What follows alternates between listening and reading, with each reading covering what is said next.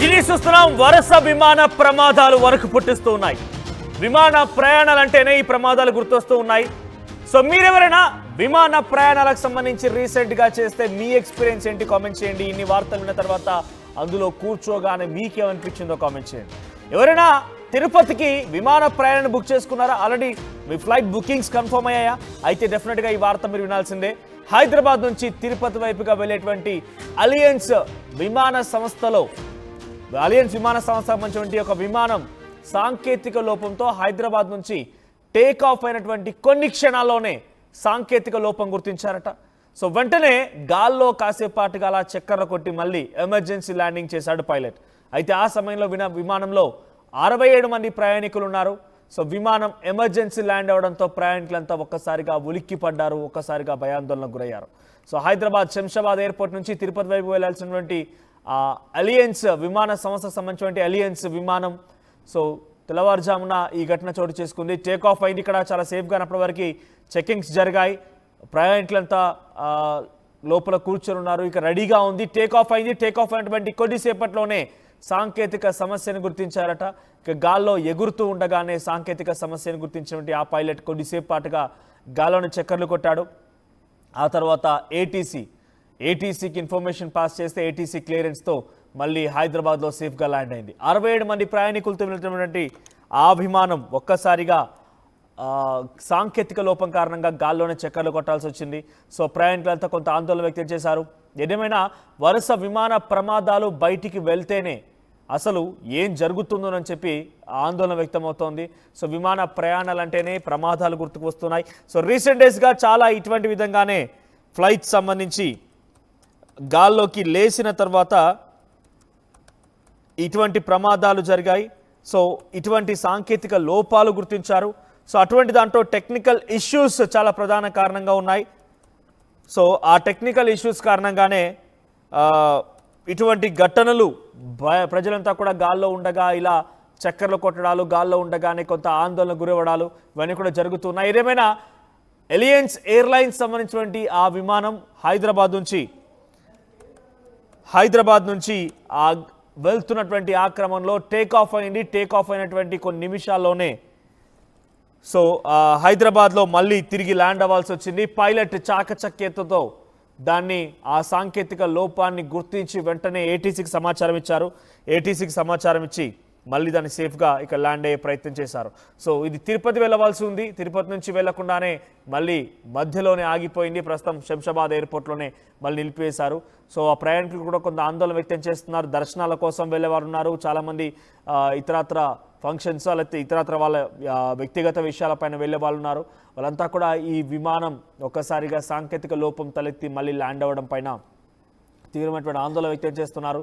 So ప్రస్తుతానికి వారందరినీ కూడా వేరే విమానాల ద్వారా పంపించే ప్రయత్నం చేస్తామని అక్కడ విమానయాన సంస్థకు సంబంధించినటువంటి ప్రతినిధులు చెప్తున్నట్టు తెలుస్తోంది. ఎస్, మా ప్రతినిధి పెట్రిషియా సిద్ధంగా ఉన్నారు. పెట్రిషియా, సో ప్రజెంట్ తిరుపతికి వెళ్ళవలసినటువంటి ఈ విమానం సాంకేతిక లోపం కారణంగా తిరిగి మళ్ళీ అక్కడే ల్యాండ్ అవ్వాల్సి వచ్చింది. కాసేపాటుగా గాల్లోనే చక్కర్లు కొట్టింది. సో ప్రస్తుతం ప్రయాణికుల రియాక్షన్ ఏంటి? ఈ విమాన ప్రయాణానికి సంబంధించి ప్రమాదాలు అనేటువంటి ఒక పర్యాయ పదంగా కనబడుతోంది. అప్డేట్స్ ఏంటి ఈ విమానానికి సంబంధించి?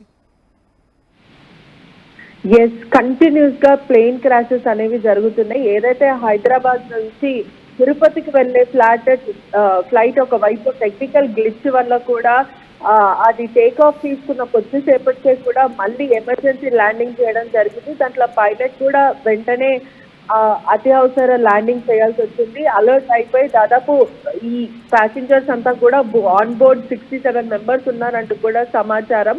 ప్రయాణికులందరూ కూడా పానిక్ అటాక్ అవ్వడము, వెంటనే వాళ్ళ ఆందోళన వ్యక్తం చేయడము. ఏదైతే ఈ మధ్యకాలంలో తరచూ ప్లేన్ క్రాషెస్ అనేవి కూడా తరచూ జరుగుతున్నాయి. అంటే హైదరాబాద్ నుంచి తిరుపతికి వెళ్ళే ఫ్లైటే కాకుండా అనేక చోట్ల ఆల్ ఓవర్ ఇండియా కానీ లేకపోతే వరల్డ్ వైడ్ కూడా ఈ మధ్యకాలంలో టెక్నికల్ గ్లిచ్ వల్ల కూడా ప్రాణాలు కోల్పోతున్న పరిస్థితి కనిపిస్తుంది. అంటే మొదట టెక్నికల్ గా చూసుకుంటారు, అన్ని విధాలంగా కూడా ఒక ప్లేన్ స్టార్ట్ చేసే ముందు కూడా టెక్నికల్ ట్రయల్ అనేది కూడా జరుగుతుంది. అది జరిగినప్పటికీ ఆ తర్వాతనే ఫ్లైట్ అనేది కూడా టేక్ ఆఫ్ చేస్తుంటారు. కానీ ఆల్రెడీ అదంతా చెక్ చేసిన తర్వాత కూడా మళ్ళీ టెక్నికల్ గ్లిచ్ ఉండడం ఏంటి అనే ఒక క్వశ్చన్ మార్క్ కూడా రేజ్ అవుతున్న పరిస్థితి. అంటే ఎక్కడ లోపం వస్తుందో కూడా తెలియాల్సిన విషయం.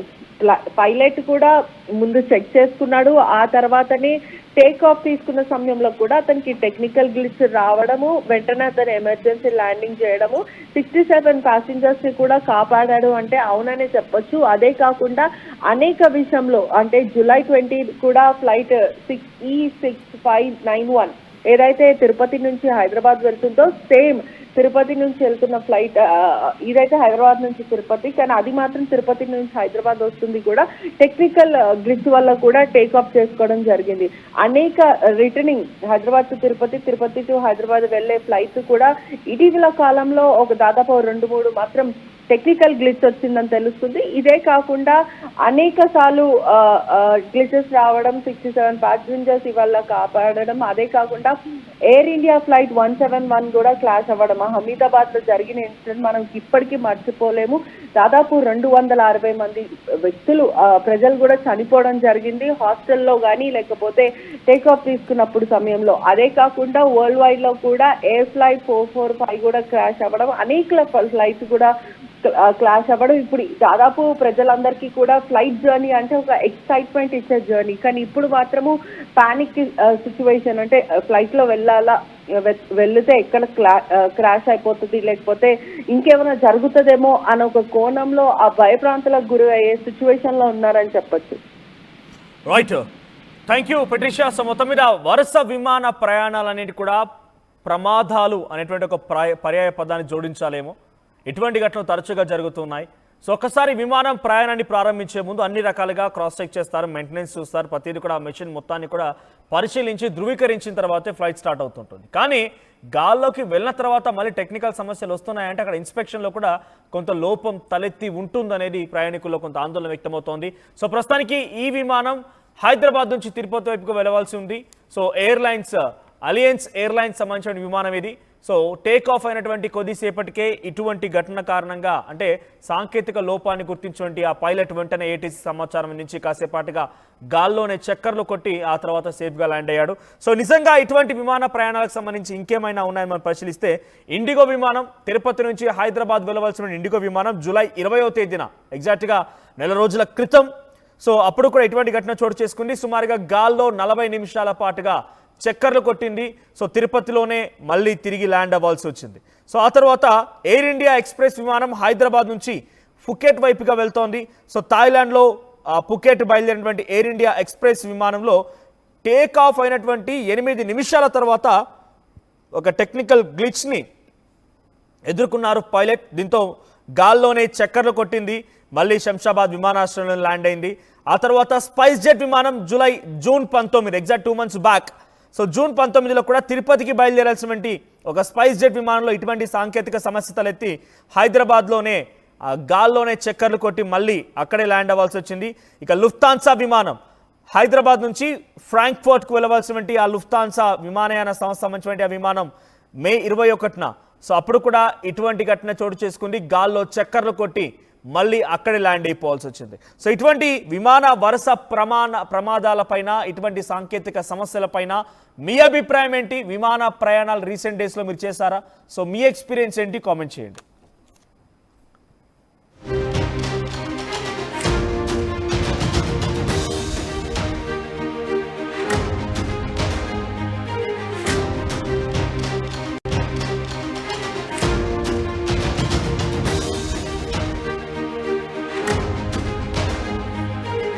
చూస్తున్నాం వరుస విమాన ప్రమాదాలు వరకు పుట్టిస్తూ ఉన్నాయి.